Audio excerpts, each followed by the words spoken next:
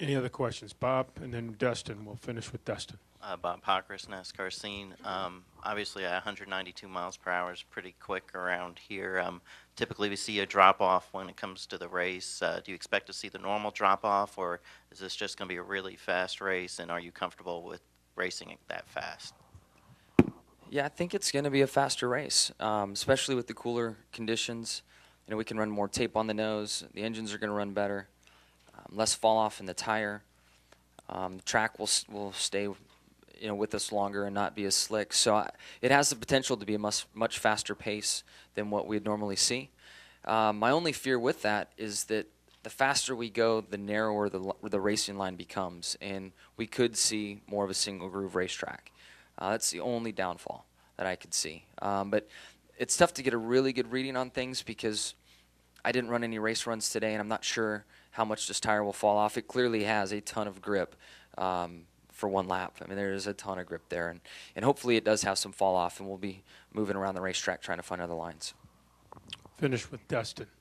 Dustin along Landmark Newspapers. Jimmy, you're just talking about showing Mark the line, or kind of just using it as an example. With your past chase experience, how often would you notice that guys might try to follow you, or maybe just happen to work out that way?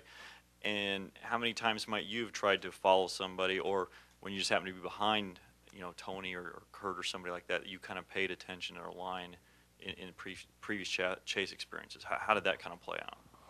It's been helpful over the years for me to follow guys. I can say that it wasn't in the chase, but my first real experience, not maybe real experience, but the biggest, the largest one in my mind is following Tony Stewart. My second race at Martinsville. First race, man, I was terrible, and then we broke.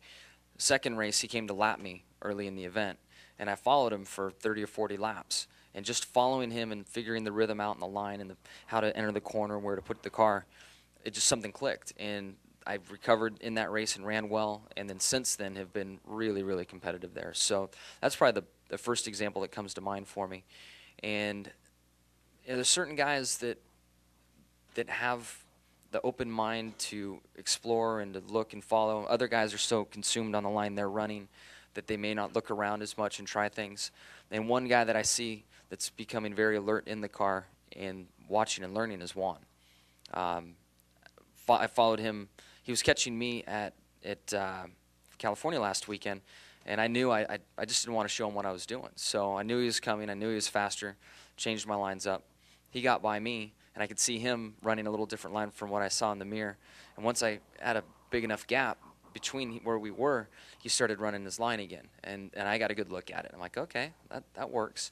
So I can see guys, there's a few guys that are really smart with that, and it impresses me with Juan because he doesn't have a dirt background. But I can say guys like Jeff, Kane, Stewart, Newman, guys that come off, have been on the dirt and are required to find different lines, usually explore a lot more. And so it does impress me that Juan is noticing those things.